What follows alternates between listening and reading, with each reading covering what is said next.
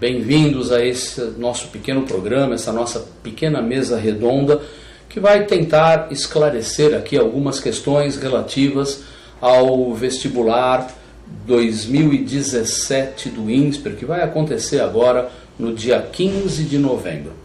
Queremos agradecer muito a presença do professor Tadeu. O professor Tadeu é o coordenador dos vestibulares do INSPER. Ele vai gentilmente responder algumas perguntas para que nós possamos ter uma tranquilidade maior no momento de fazer essa prova. Ok? Professor Tadeu, muito obrigado pela sua presença. Um alô inicial para esse pessoal, falando um pouco sobre o INSPER. À vontade. Olá, Elcio. É um prazer para o INSPER participar desse momento de esclarecimento aos candidatos. Nosso objetivo é o mesmo que você colocou, dar tranquilidade, dar sossego aí para os candidatos nesse momento de ansiedade aí que antecede as provas. Então a gente está aqui para esclarecer, para tirar as dúvidas e poder passar essa mensagem aí de tranquilidade para os candidatos. Perfeitamente. Então nós selecionamos aqui algumas perguntas feitas pelos nossos alunos, pelos nossos professores. Vamos a elas. A primeira, professor, é que o INSPER alterou o formato do vestibular da última prova para esta. Né? Houve uma alteração na quantidade de questões, no horário. Então, se o senhor pudesse explicar quais são essas alterações e a razão pela qual elas aconteceram, seria interessante para o pessoal. Ótimo. O vestibular do INSPER, ele tinha um modelo para administração e economia e começou com um modelo novo para engenharia no início desses cursos no final de 2014. Né? O modelo da engenharia, ele tem como base a matriz do Enem. A gente sabe hoje que o Enem é a grande pauta hoje para as escolas do Brasil inteiro, para o ensino médio, para os cursinhos. Então, ele é uma referência importante. Né?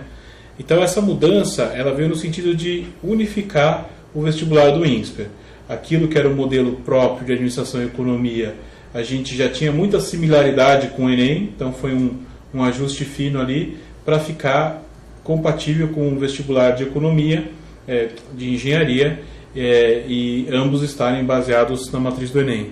Nós temos a prova de linguagens e matemática, ambas com 25 questões, né, testes, múltipla escolha na parte da manhã, para todos os candidatos de administração, economia e das 3 engenharias. Todos fazem essa parte da prova. Na parte da tarde, as 2 redações, e apenas para os candidatos da engenharia, a prova de ciências da natureza. Quantos testes, professor? 25 testes 25 de também. ciências da natureza, exato. Perfeitamente. Das 8 às 11h20 a prova no período da manhã. Exato. O que dá 4 minutos por questão para o aluno. É suficiente? Olha, nós acreditamos que seja mais adequado, né? O Enem tem um modelo de avaliação muito interessante, com questões contextualizadas e com uma situação problema ali, que sempre propõe um desafio ali para o candidato. E o vestibular do INSPER sempre trabalhou nessa mesma lógica, quer dizer, essa mudança para a matriz do Enem, para nós não é uma mudança disruptiva, não é uma mudança suave, porque o INSPER sempre trabalhou nessa lógica de ter questões com situações problema claras e com contextos. Acontece que quando a gente contextualiza as questões, elas envolvem um texto, um estímulo, um texto base que requer uma leitura. Né? E nesse ponto a gente faz algo um pouquinho diferente do Enem. O Enem coloca 3 minutos por questão, no vestibular do INSPER nós colocamos 4, por entendermos que esse é um tempo mais adequado para a leitura e reflexão do candidato sobre as questões. Então nós acreditamos, até pela experiência que nós temos dos vestibulares anteriores, que esse tempo de 4 minutos por questão é suficiente, é tranquilo para fazer.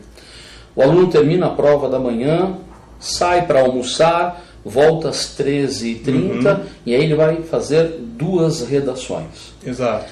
Essa pausa costuma ser problemática? Não? Qual é a ideia que vocês podem passar, que o aluno deve fazer para que ele se sinta mais confortável nesse momento?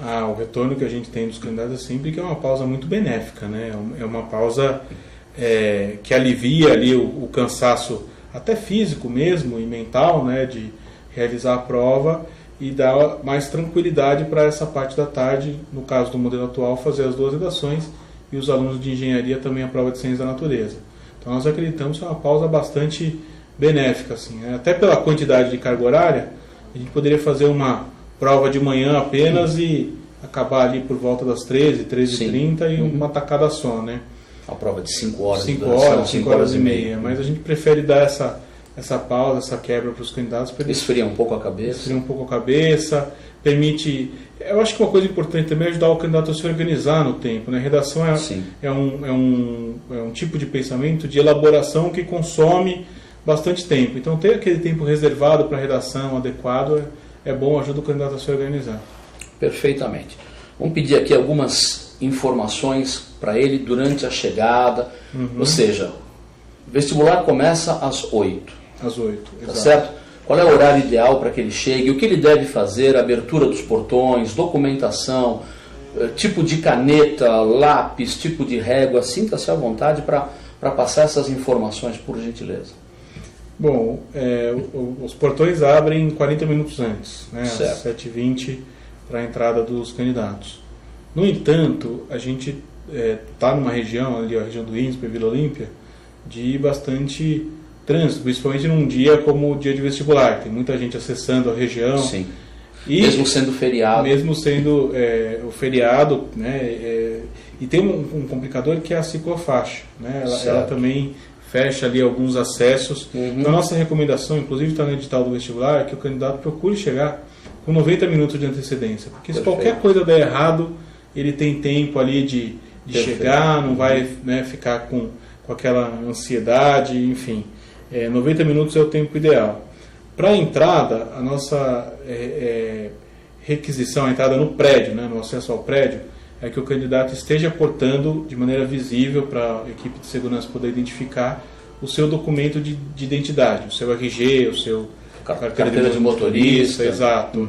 Que ele mostre para entrar, né, vai ser uma entrada bastante fluida, não será uma conferência detalhada, né, para que haja fluência na entrada dos candidatos, mas é obrigatório portar o documento, mesmo porque sem o documento ninguém realiza a prova. Claro, depois tem outras conferências mais detalhadas, assinatura dentro da sala de aula. Mas a entrada no prédio é necessário que o candidato esteja com o seu documento, então vamos nos lembrar, a gente sempre tem um outro que esquece, aí liga para a mãe vai trazer. Leva correndo. Exato, por isso que chegar com tempo de antecedência é o ideal, até para um tipo de imprevisto como esse. Caiu no carro, às vezes a gente teve um caso que a família foi deixar o candidato, caiu no carro o documento e a família voltou, trouxe, fez a prova com tranquilidade. Caneta esferográfica, azul ou preta. Azul ou preta. As duas são aceitas. São aceitas, pode utilizar. Mas isso acho que é mais tranquilo. Acho que o aluno pode portar relógio durante a prova, professor? Não pode. Não pode. O relógio, nem relógio, nem celular. O celular vai ser recolhido, colocado num saquinho, identificado. Perfeitamente. Réguas? Régua simples, né? Régua normal, perfeito. Tudo bem. De preferência transparente. Régua simples. Perfeitamente. Vamos falar um pouquinho sobre a aplicação da TRI nestas provas da manhã. Eu gostaria que o senhor, por gentileza, explicasse para os alunos como é aplicada esta TRI. Eu sei que é uma aplicação um pouco diferenciada do que é feito no Enem. Né? O Enem faz uma postagem dessas questões antes, os alunos avaliam antes as questões, elas são pré-testadas. Claro que o INSPER não tem condição de fazer essa pré-testagem. Como é feito esse cálculo da TRI? E ele é aplicada na prova de língua portuguesa e de matemática. E no caso da engenharia... De engenharia e ciências da natureza também. O Enem hoje, ele trabalha com a parte das questões pré-testadas e outras ele calibra no próprio exame, né? Então o Enem já tem esse processo de estimação dos parâmetros dos itens, é o nome técnico para calibrar ali a ponderação das questões no próprio exame. O índice de proficiência. Exato. No INSPER a gente faz essa elaboração da escala por meio da TRI a cada vestibular, né? A gente não expõe as questões antes, né? No caso de um vestibular, o problema de exposição, né, de as questões serem expostas previamente, ele seria muito grave, ele poderia acabar com o vestibular, acabar com o sigilo. Então o INSPER de fato não tem esse procedimento para testagem, o que não impede, dada a quantidade de candidatos que nós temos, de processarmos a TRI com os próprios dados do vestibular e gerar uma escala. Qual a importância de a gente gerar uma escala? Né? Ela torna a avaliação, acho que o primeiro ponto da TRI é que ela torna a avaliação mais precisa. Então, com a TRI, a gente consegue avaliar a proficiência de cada indivíduo de maneira mais precisa. A TRI ela não deixa a avaliação menos justa, pelo contrário, ela deixa a avaliação mais justa. A lógica da TRI é como se você estivesse querendo determinar aonde que o candidato chega com a sua proficiência, onde que está a proficiência dele, que é isso que uma avaliação pretende saber, qual que é o... a gente pode imaginar que as questões funcionam como obstáculos que o candidato vai tentando superar, e a gente quer saber até onde ele supera. A gente teve recentemente as Olimpíadas aqui, e a gente teve uma prova que chamou muita atenção do Brasil, aquela prova do salto com vara, que tinha um brasileiro, medalha de ouro e tal. Como é que funciona o salto com vara? Ele vai colocando aquela vara numa altura, a barra vai subindo e tenta pular. As questões para a TRI funcionam dessa maneira, quer dizer, como se a gente fosse fazer um teste desse de salto com vara para todo mundo, só que começasse para todo mundo numa altura bem baixinha. Eu começo com 10 centímetros, depois 20, 30, até chegar numa altura que é o limite daquela pessoa. A TRI faz basicamente isso. Ela tenta, com seu modelo estatístico, dizer, de acordo com todos os acertos e erros de cada candidato, onde que está a proficiência dele. A questão é que no salto com vara não tem chute, professor? Não tem Como chute. É que é possível nós escalonarmos esse chute? Mas é igual, porque mesmo eu gosto do exemplo do salto com vara, porque a gente viu atletas que conseguiram saltar uma altura mais alta e tinham errado uma mais baixa. Sim. Então o que é o chute? O chute funciona dos dois jeitos. Eu posso acertar uma questão que a minha proficiência não alcança, e eu posso errar uma questão que está dentro do meu nível de proficiência, que eu deveria estar acertando. O salto com vara acontece a mesma coisa. Às vezes ali por uma adrenalina da hora, a pessoa conseguiu naquele momento saltar uma altura mais elevada, mas ela não conseguiria normalmente. É como o chute. O que acontece é que a TRI, ela, aí tem a diferença com o salto com vara. Ao invés de considerar só aquele último que saltou, considera todos os saltos e faz uma ponderação estatística para isso. Então, uma questão que eu acerto no chute, além da minha proficiência, fora do meu padrão de coerência ali, que está claramente acima da altura que eu consigo, acima do obstáculo que eu consigo, ela entra na minha nota, mas ela entra com uma ponderação estatisticamente menor. Então isso é importante a gente esclarecer, quer dizer, a TRI ela não penaliza quem chutou. Todos os acertos o aluno deve, mesmo que ele não saiba a questão, ele deve chutar a questão, não deve deixar a questão em branco. Se ele acertou no chute, a questão vai contar para ele. Pode ter um impacto menor na proficiência dele. Pode ser que ela conte menos do que ela contaria normalmente. Mas ela conta. Então não existe essa ideia que se penaliza alguém. Todos os acertos são considerados. Perfeito. Os alunos da engenharia ainda vão passar por uma segunda fase. Exato. Certo? Dá para falar um pouquinho sobre essa segunda fase, para o aluno ficar um pouco mais tranquilo, como ela é, por que existe essa segunda fase? A segunda fase da engenharia, ela ela tem duas finalidades. Primeiro, ela procura proporcionar ao candidato uma ideia do tipo de interação que ele tem no curso depois no INSPER. O INSPER trabalha com seus cursos em período integral, com metodologias ativas de ensino, em que o aluno tem que resolver problemas, tem que trabalhar em grupo. Isso é assim para todos os cursos, e a engenharia que começou depois, pôde no seu vestibular, tudo que está começando é mais fácil a gente fazer uma coisa diferente, ela pôde no seu vestibular avaliar alguns desses atributos. Então essa é a primeira finalidade, o candidato conhecer o que vai ser esperado dele enquanto aluno. A segunda, evidentemente, é uma avaliação. O INSPER também conhecer aqueles atributos nos candidatos que estão prestando e poder selecioná-los levando em consideração... Mas não apenas atributos cognitivos. Não apenas cognitivos. Que outros atributos são esses que o INSPER espera desses candidatos? O que a segunda fase avalia? Ela avalia 3 habilidades, vamos colocar assim. Habilidade de comunicação assertiva. Então a capacidade da pessoa se comunicar e se fazer entender, escutar o que os outros falam, comunicação assertiva.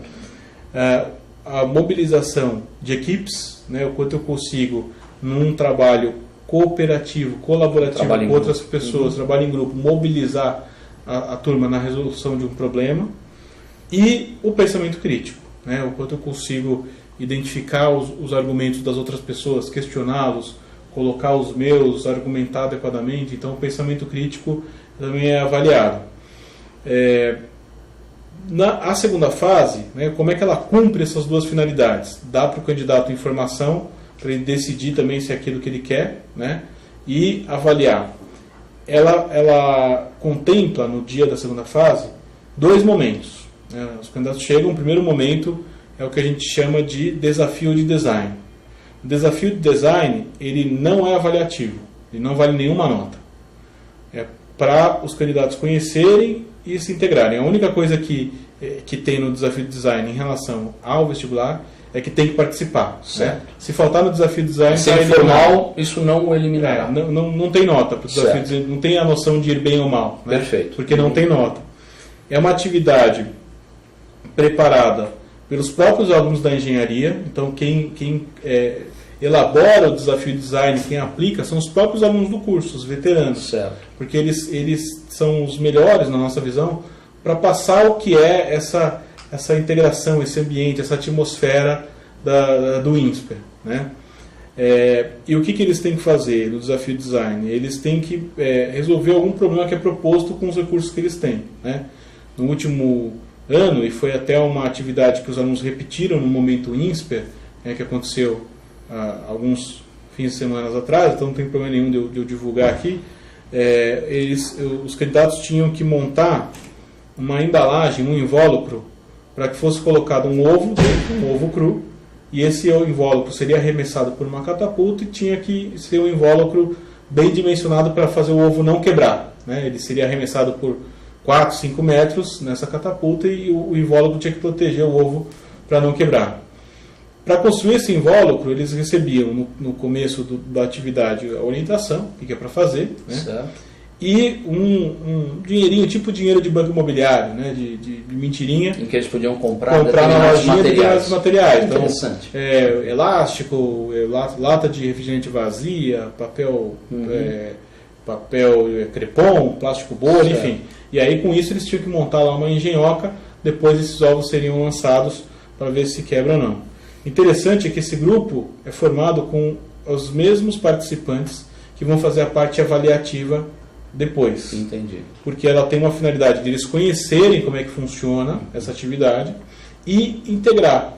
Né? Porque é muito difícil começar uma atividade que é uma dinâmica em grupo avaliativa com aquele gelo, principalmente todo mundo sabendo ali que de alguma forma são competidores concorrentes. Claro. Então o desafio design ele quebra totalmente o gelo, ele quebra totalmente essa desconfiança, deixa todo mundo muito à vontade. E aí à tarde é um desafio que eles sorteiam temas polêmicos e cada um tem que conduzir um debate com o restante do grupo durante 7 minutos. Certo. E uma banca de 3 professores, 3 avaliadores do INSPER faz a avaliação. Perfeito.